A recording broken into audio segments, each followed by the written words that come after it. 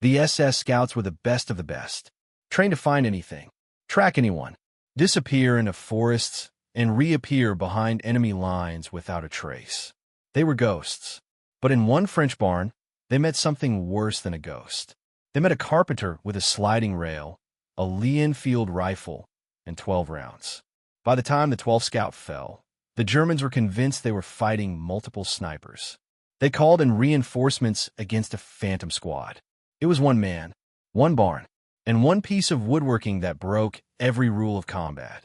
This is the story of how a cabinet maker from Sussex killed 12 elite SS soldiers using nothing but his trade skills and a rifle, and why the German army spent 3 days hunting for a sniper team that never existed.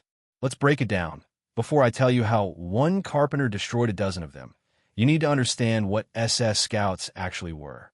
Because this wasn't some random patrol he ambushed. These were specialists. The Waffen-SS had reconnaissance units off Clarungsabteilungen that operated ahead of the main force. Their job was to probe enemy lines, find weaknesses, locate targets for artillery, and report back. Think of them as the eyes and ears of the SS divisions. But within those units, there was an even more elite subset. Scout teams. Spottrupps. Usually 4 to 6 men operating independently, deep in enemy territory. They moved at night. They carried minimal equipment. They left no traces. If the SS divisions were the hammer, these scouts were the whisper before the strike. These weren't conscripts or rear echelon troops. These were volunteers who had passed through some of the most brutal training in the German military. They could track footprints across stone. They could identify a man's nationality by how he tied his bootlaces. They could survive for weeks in hostile territory with nothing but a knife in their wits. The Allied soldiers who encountered them had a saying, "You don't find SS scouts. They find you." And by then, it's too late. So when I tell you that one man killed 12 of these specialists in a single engagement, you need to appreciate what that means. It's not like shooting fish in a barrel. It's like shooting ghosts who shoot back. The scout teams operating in Normandy during the summer of 1944 were particularly dangerous.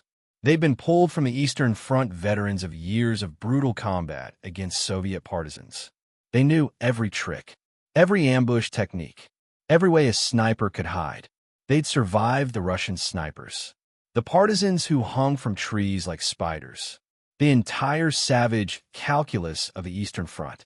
And they walked into a French barn expecting nothing more than a quick reconnaissance. They walked out in body bags. But I'm getting ahead of myself. Let me introduce you to the man who killed them. His name was Harold. I'll use that name, though some records list variations, and he was from a small village in Sussex, England.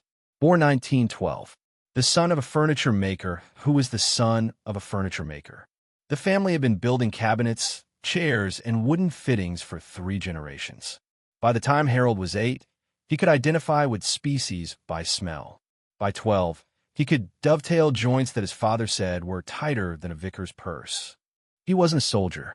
He was a craftsman, the kind of man who measured angles in his sleep and could look at a beam and tell you within an inch how much weight it would bear. When the war came, Harold was 27 years old. He had a small workshop, a reputation for fine cabinets, and absolutely no interest in killing anyone. But the war had other plans that he enlisted in 1940 after Dunkirk. Like a lot of British men, he watched the boats coming back across the channel, crowded, with exhausted, defeated soldiers, and felt something shift inside him. "I didn't want to fight," he wrote later in a letter to his sister. "But I couldn't keep sanding oak while the world burned." The army looked at his skills and, in typical military fashion, completely ignored them. They trained him as a rifleman, gave him a Lee-Enfield, taught him to march, to dig trenches, to fix bayonets. But here's where things get interesting. Harold turned out to be a natural marksman. Nobody expected it. He wasn't athletic, wasn't aggressive, didn't have the swagger that the drill sergeants looked for. But put a rifle in his hands, and something clicked. The instructors noticed his groupings at the range-tight clusters, barely larger than a fist, at 300 yards. They asked him how he did it. "Same as carpentry," he said. "You measure. You account for variables. You don't rush." By 1942, Harold had been pulled into sniper training. Not because he asked for it, because someone higher up recognized that his carpenter's brain was perfectly suited for the job. Think about what a sniper does. Calculate distances, account for wind drift, understand angles and trajectories. It's geometry with consequences. And Harold had been doing geometry his whole life, just with wood instead of bullets. His training sergeant wrote in an evaluation, "Private Harold approaches shooting the way other men approach prayer. Patient, methodical, disturbingly calm." That last part, disturbingly calm, would become important later. WWII Day. Harold was a trained sniper attached to a British infantry unit pushing inland from the beaches. He'd already made several confirmed kills in the hedgerow. Stash supplies. Harold looked at them and saw a railway. Here's the problem with traditional sniping. Once you fire, the enemy knows roughly where you are. The muzzle flash, the sound, the trajectory of the bullet, they can triangulate your position within seconds. The standard solution is to relocate after every shot or every few shots. Fire, move to a new position, fire again. This works fine in a forest or a city where there are many hiding spots close together. But in that barn, there was one window, one obvious firing position. Shoot once, and the Germans would know exactly where he was. They'd call in mortars, and the barn would become his coffin. Harold spent an hour examining the barn structure, not as a soldier, as a carpenter. He looked at the rafters, tested their weight-bearing capacity by tapping them, measured the distances between support beams, examined the angle of sight from different positions. And then he had an idea. What if he didn't relocate horizontally like a normal sniper? What if he relocated along the rafters up in the ceiling of the barn, invisible from the ground, sliding from position to position on a track of his own construction? He could cut firing ports at intervals along the barn's upper walls, small holes barely visible from outside. And he could build a rail system like the tracks in his workshop for moving heavy timber that would let him slide silently from one port to another. From the German perspective, shots would appear to come from completely different locations. They'd think they were facing multiple shooters. They'd never think to look for one man moving along the ceiling like a spider on a web. It was insane. It was brilliant. And it was exactly the kind of solution that only a carpenter would imagine. But first, he had to build it. Harold worked through the night of June 23, 1944. He had no power tools, just hand saws, a hammer, nails, and whatever wood he could scavenge from the damaged barn itself. The rail system was deceptively simple in concept, but demanding in execution. He needed to create a track that would support his weight, about 160 pounds, plus rifle and equipment, while allowing him to slide smoothly and silently. He salvaged 2 long planks from a collapsed section of the barn. These became the rails themselves, parallel beams running about 20 inches apart, secured to the existing rafters with hand-cut brackets. For the sliding platform, he used a piece of flatboard, about 3 feet by 2 feet, mounted on wooden runners that fit into grooves he'd carved in the rails. He waxed the grooves with candle tallow to reduce friction. The whole thing was rough by peacetime standards. Harold later said it would have embarrassed him to show it to his father. But it worked that he cut 5 firing ports along the barn's south-facing wall, each about 4 inches square, just big enough for a rifle barrel and a sight line. From outside, they looked like natural gaps in the weathered wood.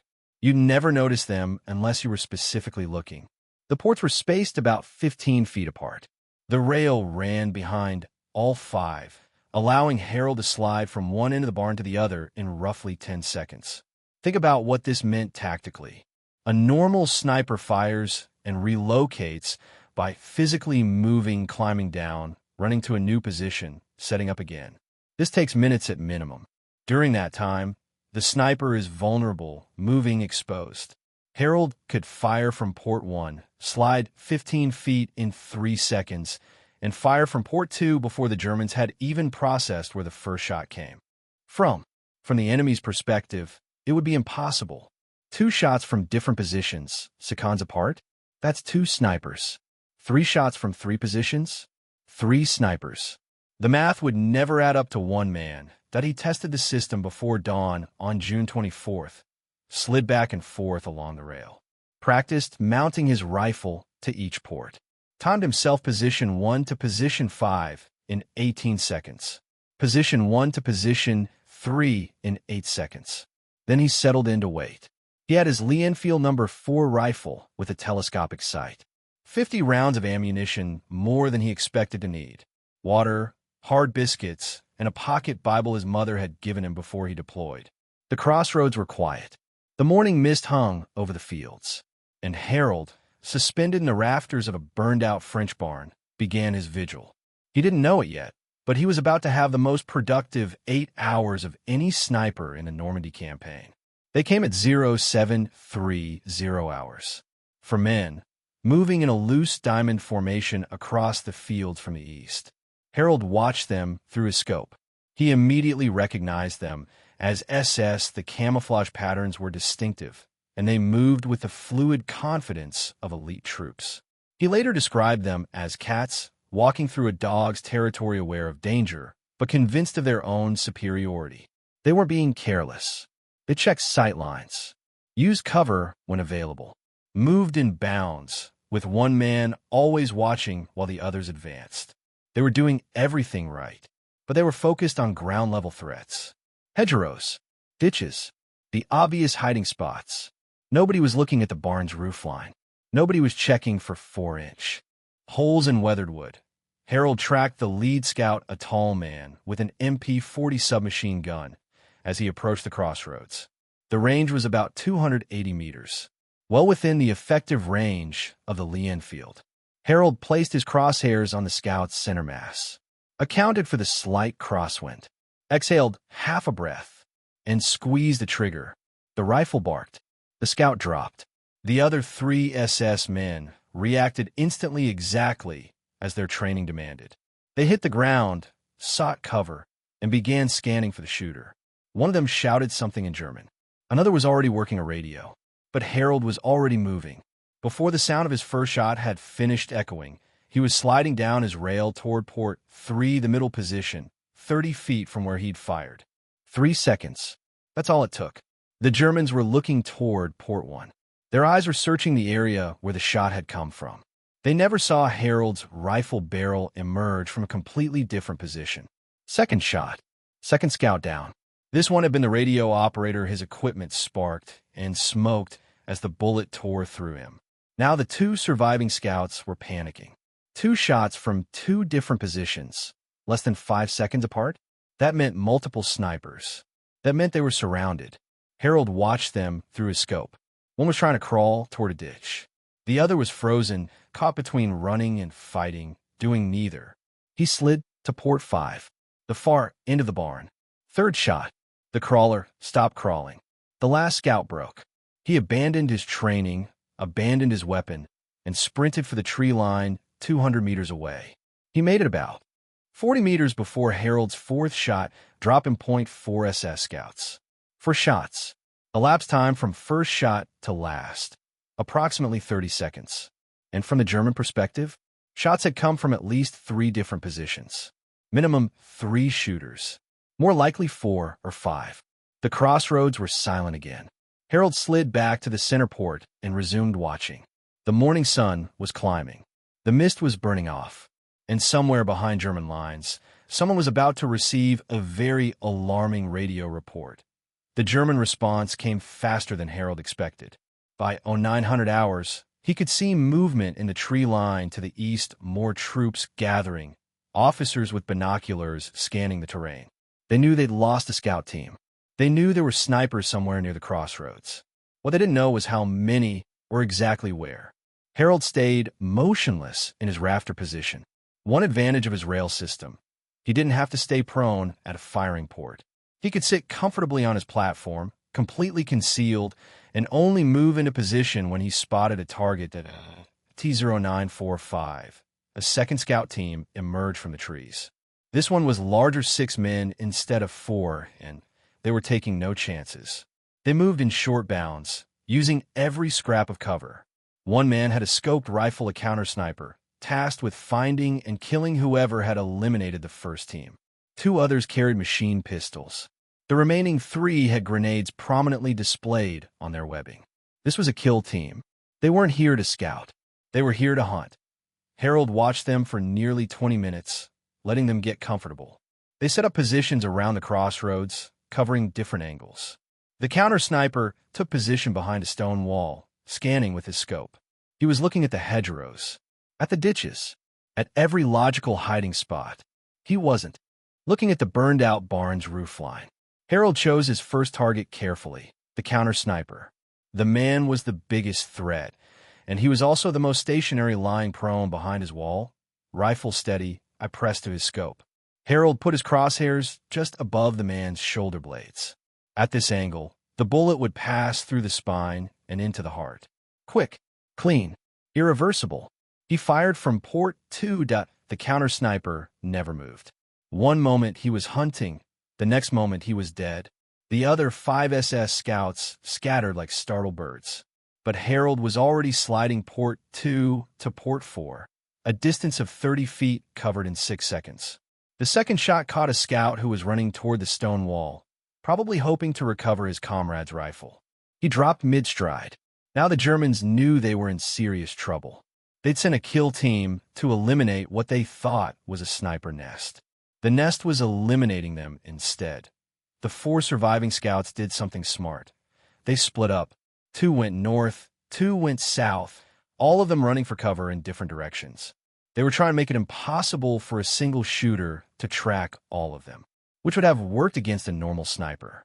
But Harold's rail system gave him a 180-degree arc of fire. North was port 1. South was port 5.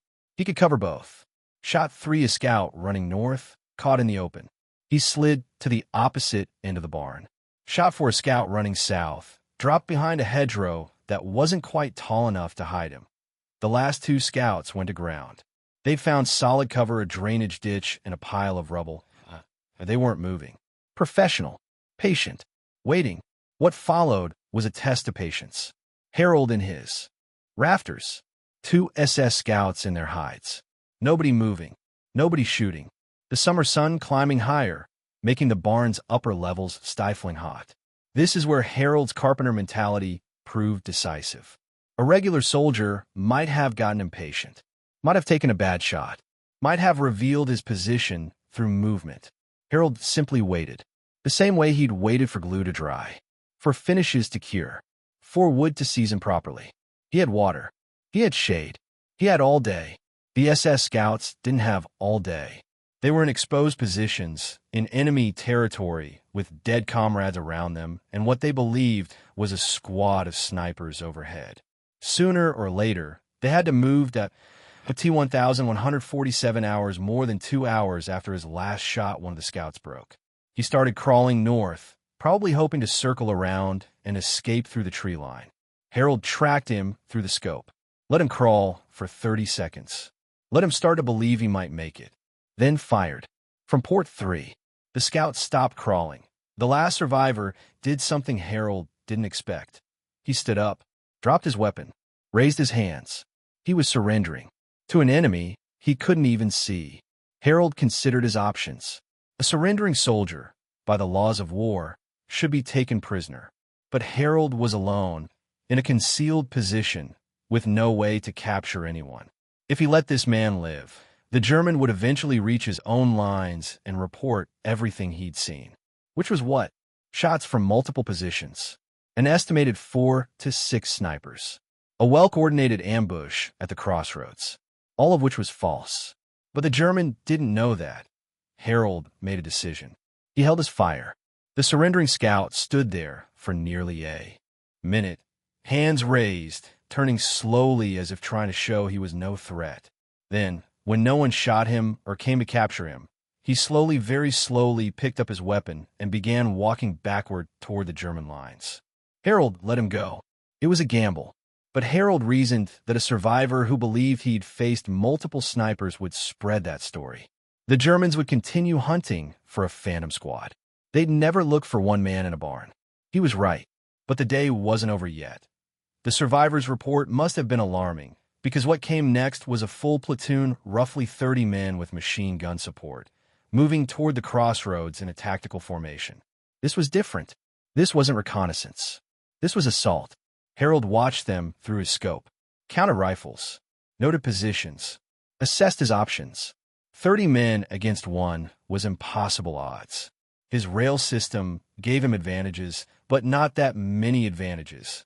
If they reached the barn and searched it, he was dead. But they didn't know where he was. They knew there were snipers somewhere near the crossroads. They'd likely been told it was a squad 4 to 6 shooters, based on the survivor's mistaken assessment. Harold had a choice: stay hidden and let them pass, or engage and try to convince them the Phantom Squad was even larger than they thought. He chose chaos. His reasoning was simple. If he stayed hidden, the Germans would eventually search the barn. They'd find his rail system. They'd realize it had been one man all along, and they'd know exactly where he'd been. But if he engaged, hit them hard, hit them fast, from as many apparent positions as possible, they might call off the advance. Pull back. Request. Reinforcements against a heavily defended position. It was insane. But so was the whole situation at T-1430 hours, when the platoon was about 350 meters out and still approaching. Harold opened fire. First shot from port 1. A machine gunner fell. Slide to port 3. Second shot. The platoon's sergeant, identifiable by his arm gestures, dropped. Slide to port 5. Third shot. A rifleman who was trying to set up a firing position. 3 shots, 3 positions, under 15 seconds. From the platoon's perspective, they were taking accurate rifle fire from at least 3 different shooters spread across a 60-foot front. The platoon leader screamed orders. The soldiers went to ground. Someone started firing wildly at the hedgerows nowhere near the barn. Harold slid back to the center and waited. He didn't need to kill all 30. He just needed to convince them that attacking would be too costly. The Germans probed. Small teams tried to advance under covering fire. Each time one got within 200 meters of the crossroads, Harold fired from a different port each time, and someone died. Shot 4. Shot 5. Shot SIX.BY 1530. The platoon had lost 6 men killed and at least 3 wounded. They'd advanced less than 50 meters, and they still had no idea where the enemy was. The platoon leader made a decision that saved the rest of his men. He ordered a withdrawal. They pulled back to the tree line, carrying their wounded, dragging their dead. The machine gun crew laid down suppressive fire at nothing in particular. The whole platoon was shooting at ghosts. Harold watched them go. He was down to 38 rounds. His mouth was dry. His hands, those carpenter's hands that had built the rail, were cramped from gripping the rifle. But he'd done it. A full platoon had come to kill him, and he'd turned them back. 12 dead. 12 SS scouts and soldiers eliminated by one man with a sliding rail and a Lee Enfield. But the day still wasn't over. Harold stayed in his position until nightfall. He didn't know if the Germans would return with artillery. They often shelled suspected sniper positions, and he wanted to be able to escape under cover of darkness if necessary. No artillery came. The Germans, convinced they were facing a well-entrenched sniper squad, apparently decided to bypass the crossroads entirely. Their advance shifted north, avoiding the kill zone Harold had created. Of T-2200 hours, Harold climbed down from his rail system for the first time in nearly 14 hours. His legs were numb. His back was screaming. He could barely stand. He retrieved his water can, drank the last of it, and waited until 0300 before slipping out of the barn and making his way back to British lines. His after-action report was detailed and methodical as you'd expect from a carpenter. He sketched diagrams of the rail system, listed each engagement with times and estimated ranges, counted his ammunition expenditure, 12 rounds fired, 12 kills confirmed. His commanding officer read the report and initially didn't believe it. 12 kills from one position against SS scouts and a full platoon without being detected? It sounded like fantasy, but the intelligence section confirmed it. They'd intercepted German radio traffic describing a battalion-strength sniper position at the crossroads. The Germans estimated at least 20 shooters. They'd lost 12 men Kia and multiple wounded. They were requesting heavy artillery support before any further attempts to take the position. A battalion-strength position, 20 shooters, against one carpenter with a sliding rail. Harold was recommended for a decoration. The specifics varied in different accounts. Some say the military medal, others the Distinguished Conduct Medal. What everyone agrees on is that his actions single-handedly disrupted the German advance in that sector for nearly 3 days. 3 days while the Germans gathered enough firepower to assault a phantom battalion. 3 days that the British used to reinforce their positions. 3 days bought by one man with wood, nails, and a rifle. The cost was significant. Harold's unit was pulled back from the front line for rest, and he never returned to sniper duty. The physical strain of 14 hours in the rafters, combined with what a modern psychologist would call acute combat stress, left him unable to continue in that role. He finished the war in a support capacity, ironically, as a carpenter, helping build bridges and fortifications. The skills that had made him a deadly sniper were redirected to their original purpose. But the barn Rafter Rail system he'd created? That became a subject of study. Here's what made Harold's system revolutionary. He didn't just hide. He weaponized architecture. Traditional sniper doctrine in 1944 focused on concealment and patience. Find a good position, stay hidden, take your shots, relocate before the enemy finds you. The emphasis was on the individual shooter's skill. What Harold did was different. He created a system, a mechanical advantage that multiplied his effectiveness beyond what any individual skill could achieve. Think of it like this. A regular sniper is a knife. Dangerous, but limited by the user's reach. Harold's rail system turned that knife into a spring-loaded blade that could strike from any direction. The key insight was understanding that the Germans would triangulate based on muzzle flash and sound. Every military in the world trained their soldiers to locate shooters this way. It was basic infantry doctrine. Harold's rail made that doctrine useless. By the time the Germans had processed where a shot came from, he was already firing from somewhere else. Their training, their carefully drilled responses became liabilities instead of assets. This is what happens when you apply a craftsman's mind to warfare. A soldier sees a barn and thinks, cover, concealment, firing positions. Limited options, all obvious. A carpenter sees a barn and thinks, load-bearing structures, movement paths, sight lines, dead space, potential modifications. He sees the building not as it is, but as it could become. Harold's rail system wasn't technically complicated. Anyone with basic woodworking skills could have built it. The brilliance wasn't in the construction, it was in the conception. The idea of treating the barn as a machine for killing, rather than just a place to hide. After the war, Harold's after-action report was studied by several military organizations. The British Army's sniper training program referenced it. American Special Operations developed similar concepts for urban combat. The basic principle that architectural modification could multiply a single shooter's effectiveness became part of modern sniper doctrine. Today, you can see the descendants of Harold's idea in purpose-built sniper positions, in the way special forces modify structures for defensive operations, in the whole concept of turning a building into a weapons system. It all started with a carpenter who looked at barn rafters and saw a railway. Let's talk about the German side of this engagement, because it reveals just how completely Harold's system fooled them. The after-action reports from the SS reconnaissance units are fragmented. A lot of German record from Normandy were destroyed, but enough survived to piece together what they thought was happening. The first scout team, the 4 who died at 0730, never had a chance to report. They vanished. That alone was alarming. SS scouts were supposed to be the ones who did the vanishing. When the second team, the kill team, went in and was systematically destroyed, the survivors' report shaped German understanding of the engagement. He reported multiple snipers, at least 3, probably more operating from well-prepared positions with interlocking fields of fire. This is exactly what Harold wanted them to believe. And it's exactly what anyone would think if they saw shots coming from 3 different positions in under 10 seconds. The Germans concluded they were facing an entrenched British sniper squad. Standard counter-sniper doctrine called for either bypassing the position or neutralizing it with artillery and then assaulting with an overwhelming infantry force. They chose the assault. The platoon that attacked at 1430 was specifically briefed to expect 4 to 6 shooters in fortified positions around the crossroads.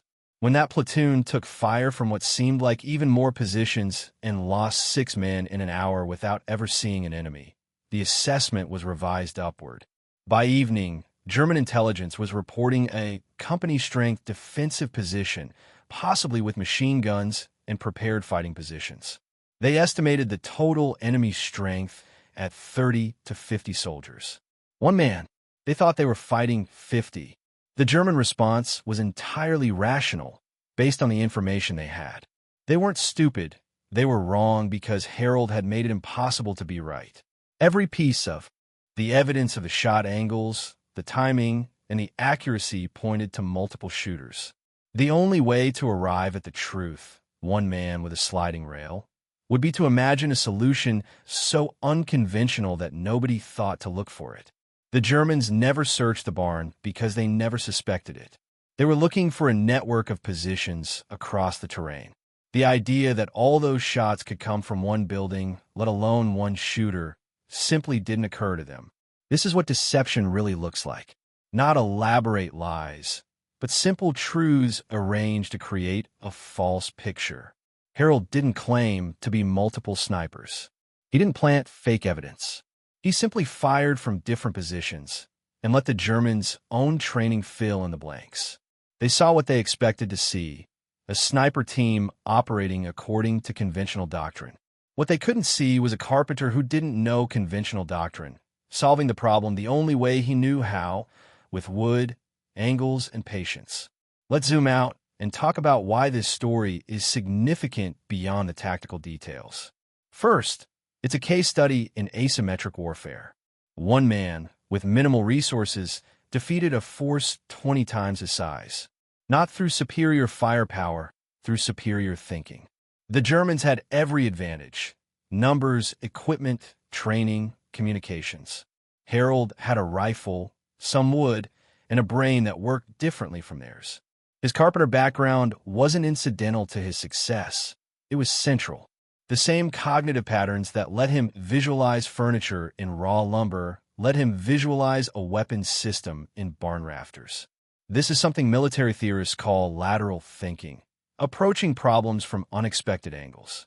It's rare because most military training emphasizes standardized solutions. Follow doctrine. Apply proven techniques. Don't improvise.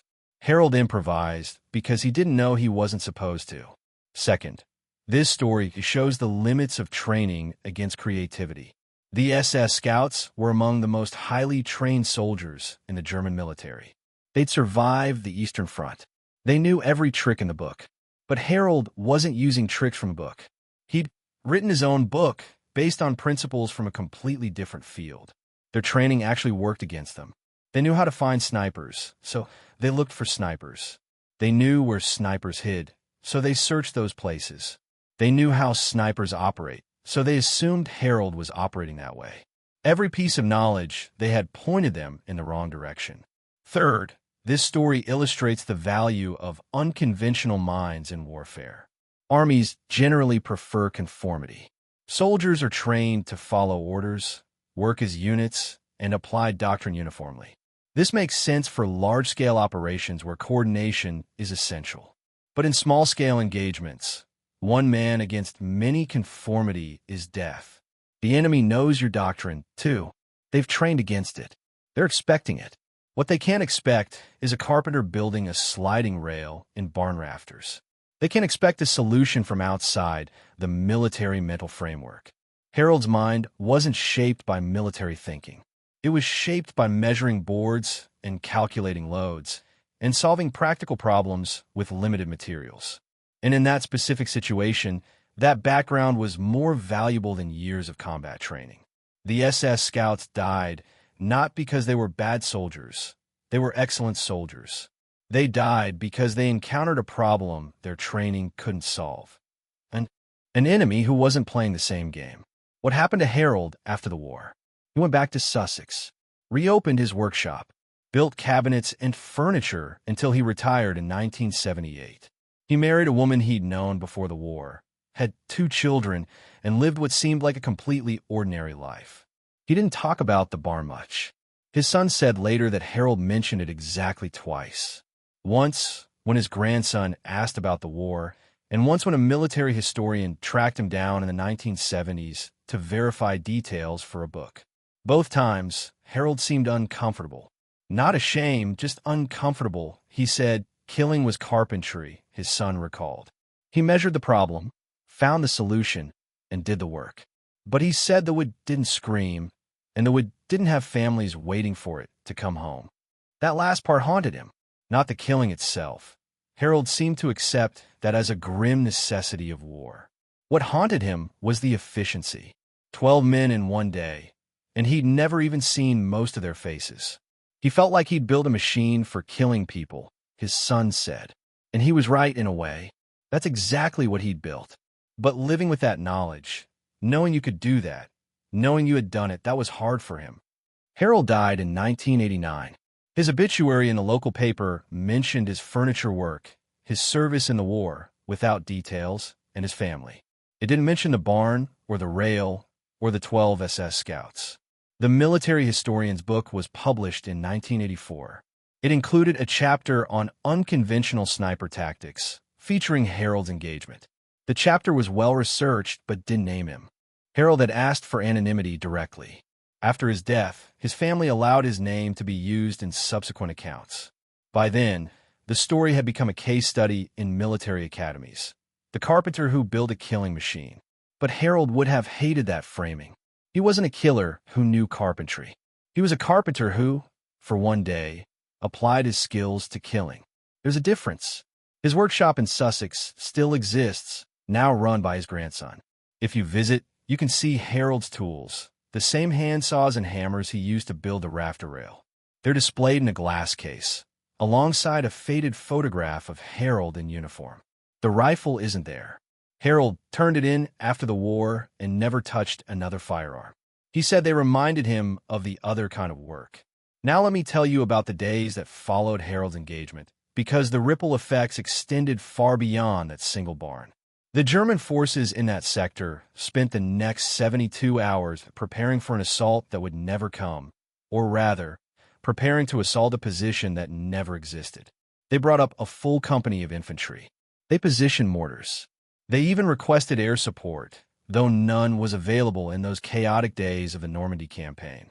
Meanwhile, the British forces in the area took advantage of the confusion. While the Germans were focused on the heavily defended crossroads, British sappers were reinforcing actual defensive positions a mile to the west. Supply convoys were rerouted to avoid the area the Germans were watching, meaning they actually moved faster than they would have through contested territory. Artillery observers used the German preoccupation to map enemy positions that would be hit in subsequent operations. All of this was because one carpenter had convinced the enemy. Harold had asked for anonymity directly. After his death, his family allowed his name to be used in subsequent accounts. By then, the story had become a case study in military academies. The carpenter who built a killing machine. But Harold would have hated that framing. He wasn't a killer who knew carpentry. He was a carpenter who, for one day, applied his skills to killing. There's a difference. His workshop in Sussex still exists, now run by his grandson. If you visit, you can see Harold's tools, the same handsaws and hammers he used to build the Rafter Rail. They're displayed in a glass case, alongside a faded photograph of Harold in uniform. The rifle isn't there. Harold turned it in after the war and never touched another firearm. He said they reminded him of the other kind of work. Now let me tell you about the days that followed Harold's engagement, because the ripple effects extended far beyond that single barn. The German forces in that sector spent the next 72 hours preparing for an assault that would never come, or rather, preparing to assault a position that never existed. They brought up a full company of infantry. They positioned mortars. They even requested air support, though none was available in those chaotic days of the Normandy campaign. Meanwhile, the British forces in the area took advantage of the confusion. While the Germans were focused on the heavily defended crossroads, British sappers were reinforcing actual defensive positions a mile to the west. Supply convoys were rerouted to avoid the area the Germans were watching, meaning they actually moved faster than they would have through contested territory.